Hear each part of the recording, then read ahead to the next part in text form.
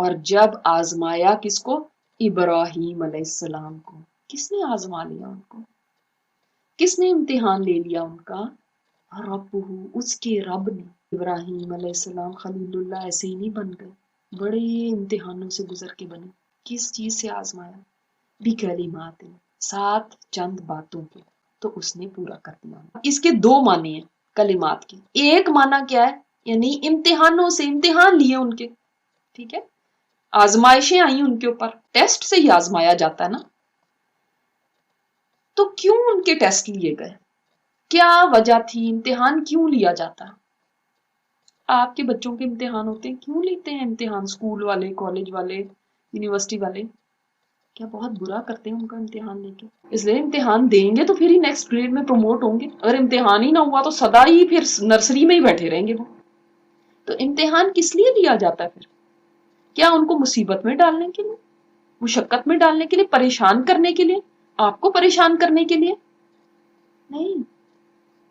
ہاں ہوتے ضرور ہے امتحان، بڑے مشکل ہوتے ہیں، پریشانی بھی ہوتی ہے ان میں، لیکن آپ کیوں راضی رہتے ہیں امتحانوں پہ؟ اس لیے کہ قابلیت سامنے آئے، کون فرسٹ پوزیشن والا ہے، کون سیکنڈ پوزیشن والا ہے، کون تھرڈ والا ہے، کون ہے جو فیل ہے، کون کتنا قابل ہے پتا تو چلے. اس لیے امتحان لیا جاتا ہے نا. کون کتنے کام کا ہے یہ پتا چلے.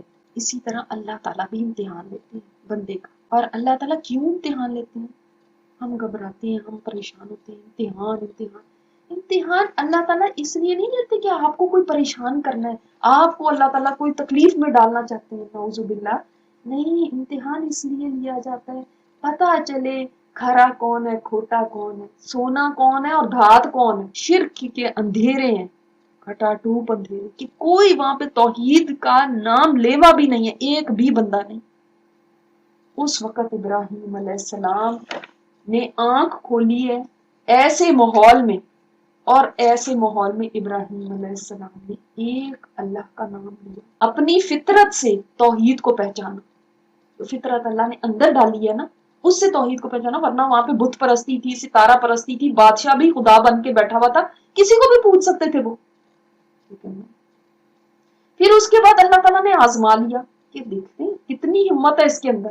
کوئی ہمت بھی ہے کہ ایسے ہی بس، کوئی ارادہ بھی ہے کہ یہ تو نہیں ہے کہ بھائی جو جدھر کو موڑ لے ادھر کو موڑ گئے. اس ماحول میں سارے بتوں کو توڑ کے اور ان سب لوگوں کو فیس کیا. کتنی جرت کی بات ہے نا، کتنی ہمت کی بات. جب وہ سوالوں کا جواب نہیں دے سکے اور جو کلہاڑا تھا وہ بڑے بت کے کندھے پہ رکھا ہوا تھا، اور انہوں نے کہا یہ تو نہیں بولتا. جب ابراہیم علیہ السلام نے فرمایا اس نے توڑا سارے بتوں. کہنے لگے توف ہے تم پہ اور تمہارے معبودوں پہ کہ جو نہ بول سکتے نہ سن سکتے، تم ان کو پوچھتے ہو. آپ خود سوچ لیں کہ آپ اکیلے مسلمان ہیں اور ہندوؤں کا بہت بڑا ایک موب وہ آ گیا اور لوگ فیوریس ہوئے میں، اتنے غصے میں کسی نے ان کے مندر کو کچھ کر دیا. اس وقت کوئی کلمہ حق بول کے دکھائے. سوچیے پتا ہوا کہ اب اگر میں نے کچھ ایسا بولا نا یہ تو ٹکا بوٹی کر دیں گے. کتنا بڑا امتحان وہ اس میں پاس ہوئی. ہمت، دلیری، بہادری. پھر نمرود کے ساتھ جو مناظرہ کیا تھا، ایک بادشاہ کے سامنے کلمہ حق کہنا. جب اس نے کہا تھا کہ وہ میں اس کو زندہ کر سکتا ہوں اور مار سکتا ہوں، اور پھر انہوں نے کہا سورج کو نکالنے کا اور غروب کرنے کا، وہ ساری باتیں انشاءاللہ ہم پڑھیں گے. تو وہ مضبوط ہو کے رہ گیا. کتنی دلیری کی بات ہے. اسی لیے حدیث میں ہے نا کہ سب سے بڑا جہاد یہ کہ ظالم بادشاہ کے سامنے کلمہ حق کہنا. پتا ہے کہ یہ چاہے تو آنکھیں نکلوا دے، یہ چاہے تو الٹا لٹکوا دے، لیکن وہاں پہ بولنا حق کی بات. پھر آگ میں جب آگ بھڑکائی گئی تو ان لوگوں نے تو یہ سوچا تھا کہ ڈر جائے گا یہ اور یہ فوراً توبہ کر لے گا کہ میں نے جو کیا غلط کیا ہے، میں وہی کرتا ہوں جو آپ کہتے ہیں. لیکن ہوا کیا؟ الٹ ہو گیا. بے خطر کود پڑا آتش نمرود میں کہ کیسے ابراہیم علیہ السلام اس میں بھی داخل ہو گئے. پھر باپ نے کہا میری نظروں سے دور ہو جا ورنہ میں تجھے رجم کر دوں گا. گھر چھوڑ دیا. کتنا بڑا امتحان ہے. آج چھوڑ کے دکھائے کوئی اللہ کی خاطر گھر. ہم پیسوں کے لیے، جابوں کے لیے، دنیا کے بڑی بڑی ایجوکیشنز اور یونیورسٹیز میں پڑھنے کے لیے تو گھر چھوڑ سکتے ہیں. اللہ کی خاطر کون ہے جو گھر چھوڑ کے دکھائے؟ ایسے ہی کہتے ہیں نا ہم لوگ، تو یہی کہتے ہیں یہ سارے امتحان میرے لیے رہ گئے ہیں. کچھ بھی نہیں. ایک بیٹا ملا ہے اور اس کو بھی اللہ کے حکم پہ ذبح کرنے کو تیار ہوگا. کسی نے کہا کہ پتہ نہیں میرے بیٹے میں اللہ کو کیا دکھا کہ اس نے اپنے پاس ہی بلا لیا, میرا بیٹا ہی رہ گیا.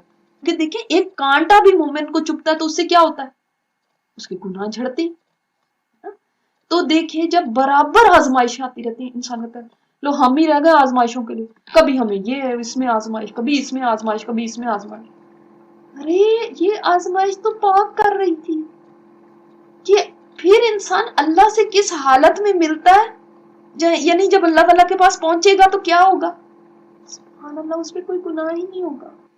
کتنی پیاری حالت ہے. اور دنیا کی یہ پھر جو آزمائشیں ہیں کتنی ہلکی ہیں آخرت کے عذابوں کے مقابلے. کتنے سستے چھوٹ گئے اگر یہیں پہ سارے گناہ جس کے دھل گئے, کتنا سستا چھوٹ گیا. آپ دیکھیں جس کو اللہ تعالیٰ کسی آزمائش میں نہیں ڈالتا, گناہ پہ گناہ کرتا چلا جاتا ہے, کرتا چلا جاتا ہے, اللہ تعالیٰ اس کو پکڑتا ہی نہیں, تو کیا ہوگا. یہ تو اللہ تعالیٰ کی اس کے ساتھ بھلائی نہیں ہے, اس لیے نہیں ہے کہ یہ تو گناہوں سے لدا پھندا جب وہاں پہنچے گا پھر سوچے کیا حال ہے. وہاں کی عذاب برداشت کرنا کیا آسان ہے. جیسے احکامات حج ان کو بتائے گئے, مونچھوں کو کم کرنا. اب مردوں کے لیے ہمارے ملکوں میں تو مونچھ رکھنا بڑی چیز سمجھی جاتی ہے کہ وہ کہتے ہیں مونچھ نہیں تو کچھ نہیں, استغفر اللہ ربی, ہم نے الٹ کر لیا نا. تو ان کا تھا مونچھ کو کم کرنا. امتحان ہو گیا نا, دیکھیں آپ کا من کچھ چاہتا ہے اور اللہ کا حکم کچھ اور ہے. کلی کرنا, ناک صاف کرنا, مسواک کرنا, سر کے بال منڈوانا یا رکھوانا تو مانگ نکالنا, ناخن کاٹنا. اب دیکھیں ہمارے میں سے عورتوں کو میں کہوں گی, عورتوں کے لیے, کئی عورتوں کے لیے سب سے بڑا امتحان ہی کیا ہو جاتا ہے, ناخن کاٹنا. اللہ کا حکم ہے کہ ناخن کاٹو, ناخن نہ بڑھائے جائیں. اور جب یہ شریعت کا حکم آ جائے کہ ناخن کاٹنے ہیں, کیونکہ یہ فطرت کے سارے کام ہیں, تو ناخن کاٹنے کا جب معاملہ آتا ہے تو اس وقت کیا کرتے ہیں, نہیں تو بیوٹی ہے نا, یہ تو ناخن نہ رکھے تو پھر ہمارے تو ہاتھ ہی خوبصورت نہیں لگے گا. تو امتحان ہو گیا نا, اللہ تعالیٰ نے ان کو بھی آزمایا تھا, ہماری بھی آزمائش ہوتی ہے. جتنے شریعت کے احکامات ہیں سب سے ہمارا ٹیسٹ ہو رہا ہے, تو ہم وہیں پہ گر جاتے ہیں. چھوٹے چھوٹے ٹیسٹ ہیں ہمارے, تو ان کے اندر ہی ہم تو پاس ہی نہیں ہوتے. آگے کیا جانا ہے, کوئی بڑا امتحان کیا آنا ہے. نرسری میں ہی پڑھے ہیں. عورتوں کا تو اتنا ہی امتحان کافی ہے, آئی بروز بنانے کا. یا اللہ کے نبی صلی اللہ علیہ وسلم کی واضح حدیث ہے, لعنت کی گئی ہے ایسی عورتوں کے اوپر جو یہ آئی بروز کو یہ چھیڑتی ہیں, جو اس کے بال اکھڑواتی ہیں. نوچنے والی اور نچوانے والی دونوں کے اوپر لعنت کی ہے. تو پھر بھی ہم کہتے ہیں تو کیا ہو گیا, لعنت کے ساتھ ہی گھوم رہے ہیں. میاں کی نظر میں تو خوبصورت لگوں نا, تو اس میاں کی نظر میں کیا خوبصورت لگے گی جب اللہ نے ہی لعنت کر دی. تو کبھی لعنت پڑا ہوا بھی بندہ خوبصورت لگ سکتا ہے. پھر یہ ٹیٹوز بنانا بھی اس حدیث میں, تو وہ بھی کرتے ہیں. تو ابراہیم علیہ السلام کو جیسے اپنے ناخن کاٹنا, زیر ناف کے بال کاٹنا, ختنہ کرانا, بغل کے بال صاف کرنا, پیشاب پخانہ کے بعد استنجا کرنا, جمعہ کے دن غسل کرنا, طواف کرنا, صفا مروہ کے درمیان صحیح کرنا, رمی جمار کرنا, طواف افادہ کرنا, یہ سارے ان کو حکم دیے گئے تھے. ٹھیک ہے, تو کسی حکم پہ بھی سبحان اللہ ابراہیم علیہ السلام نے نو نہیں کہا. Very hard, that's not fair, یہ نہیں کہا. سب حکم آتے گئے اور وہ کرتے گئے.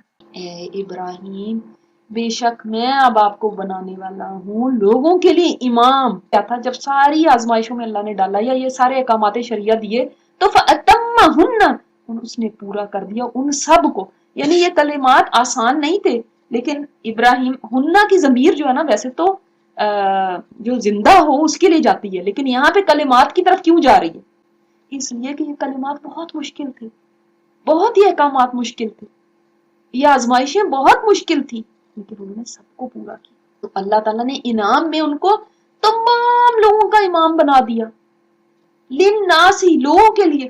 آج دیکھیں سارے مذاہب والے ان کو کتنا احترام دیتے ہیں, کتنی عزت دیتے ہیں. ابراہم کہہ کے پکارتے ہیں نا یہ لوگ, تو وہ بھی ان کو مانتے ہیں, پیغمبر مانتے ہیں, کتنی رسپیکٹ ہے ان کی. یہ سب کے امام بنے, سب کے رول ماڈل ہیں, سب ان کی طرف دیکھتے ہیں نیکی کرنے کے لیے. نے کہا وَمِن ذُرِّيَّتِي, اے اللہ میری اولاد میں سے بھی اللہ امام بنائے گا. اچھا دیکھیں انسان ویسے کتنی انسان کی وہ ہوتی نا، چاہے پیغمبر ہو یا دوسرے، انسان کو اپنی اولاد کی کتنی فکر ہوتی ہے. اس کو جب کوئی بھی بھلائی ملتی ہے نا، اب ان کو کہا اللہ تعالیٰ نے کہ آپ کو امام بنا رہے ہیں، تو فوراً کیا کہہ رہے ہیں، اللہ میری اولاد میں سے بھی امام بنائے گا، اللہ وہ بھی امام بنے گی. تو جو بھلائی انسان کو ملتی ہے اس کا دل چاہتا ہے میرے بچوں کو ضرور مل جائے. پھر یہ کیسے ہو سکتا ہے کہ اگر کسی کو دین پیارا ہے، اگر کسی کو یہ قرآن پیارا ہو، اس کی سمجھ آ جائے، آخرت کی کامیابی اور ناکامی کی سمجھ آ جائے، جنت اور جہنم کی سمجھ آ جائے، پھر وہ اس کو اپنی اولاد کے لیے یہ نہ چاہے کہ ان کو دین ملے، پھر وہ اولاد کے لیے یہ نہ چاہے کہ اس کو جنت ملے، کامیابی ملے آخرت کی. کیسے ہو سکتا؟ اللہ تعالیٰ نے کیا فرمایا، لا ینال عہد الظالمین، نہیں میرا عہد، یہ میرا وعدہ ظالموں کے ساتھ نہیں ہے.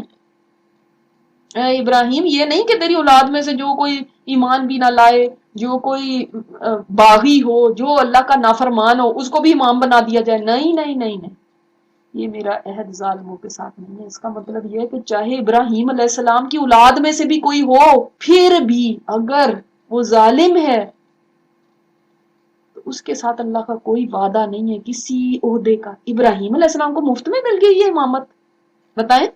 ان کو تو اتنی آزمائشوں سے نکلنے کے بعد ملی ہے، آزمائشوں کی بھٹی سے گزرنے کے بعد یہ عہدہ ملا امامت کا.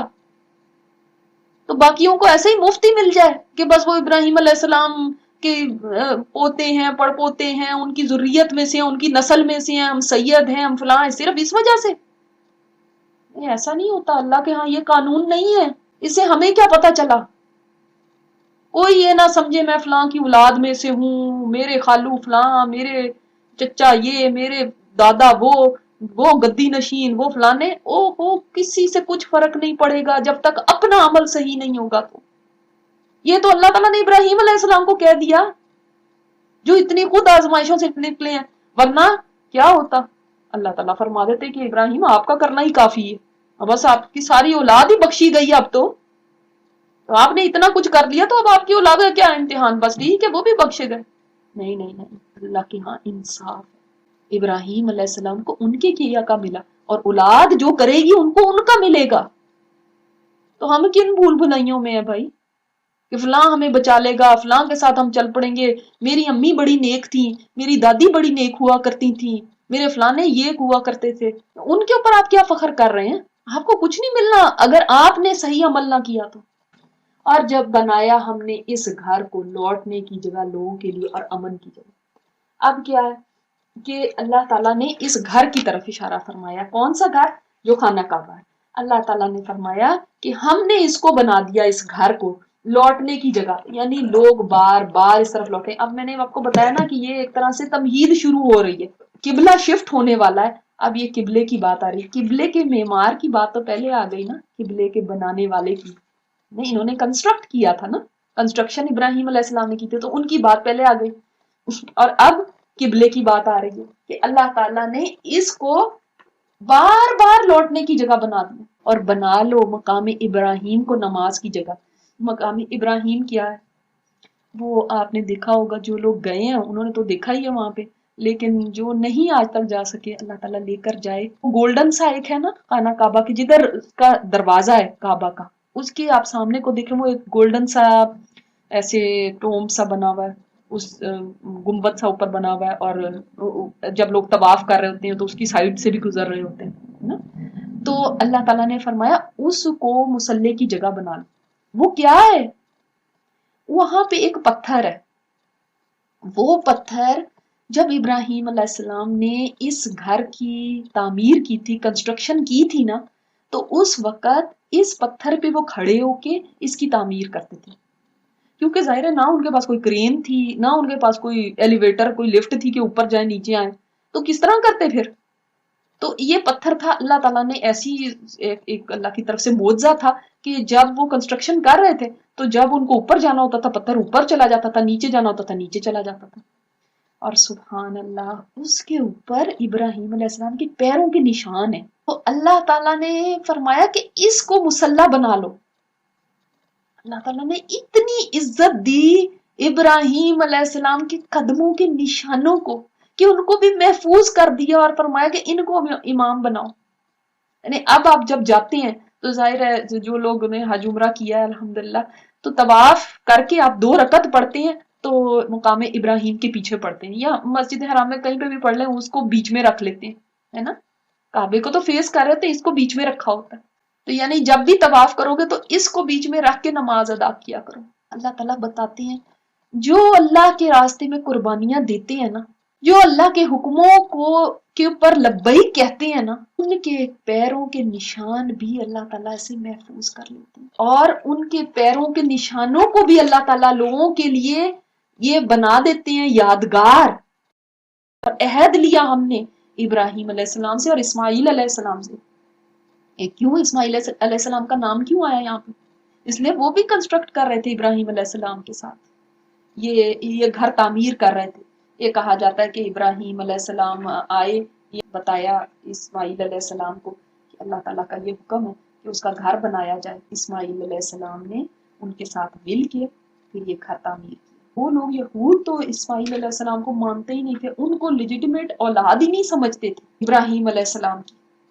کہتے تھے نعوذ باللہ یہ کوئی حرام اولاد ہے, تو اور ان کا بالکل احترام بھی نہیں کرتے تھے. تو اللہ تعالیٰ نے بتایا کہ وہ تو اپنے باپ کے ساتھ کعبے کی تعمیر میں شامل تھے. جب وہ ابراہیم علیہ السلام مکہ آئے, دیکھا اسماعیل علیہ السلام ایک درخت کے نیچے بیٹھے ہوئے تیر بنا رہے, تو وہ اپنے والد کو دیکھ کے کھڑے ہو گئے, ملاقات کی. اور پھر ابراہیم علیہ السلام نے جب یہ فرمایا کہ اللہ نے ایک کام کا حکم دیا, کیا تم میری مدد کرو گے اس میں؟ کہا کیوں نہیں, فوراً تیار ہو گئے. تو ابراہیم علیہ السلام نے اس ٹیلے کی طرف اشارہ کیا جہاں پہ اللہ کا گھر تھا کہ مجھے اس کی تعمیر کا حکم ہوا ہے. اللہ نے فرمایا کہ ہم عہد لیا ان سے, کا وعدہ لیا ان سے, کیا کہ میرے گھر کو آپ پاک رکھنا. کن کے لیے؟ طواف کرنے والے کے لیے, اعتکاف کرنے والوں کے لیے, رکوع سجدہ کرنے والوں کے لیے.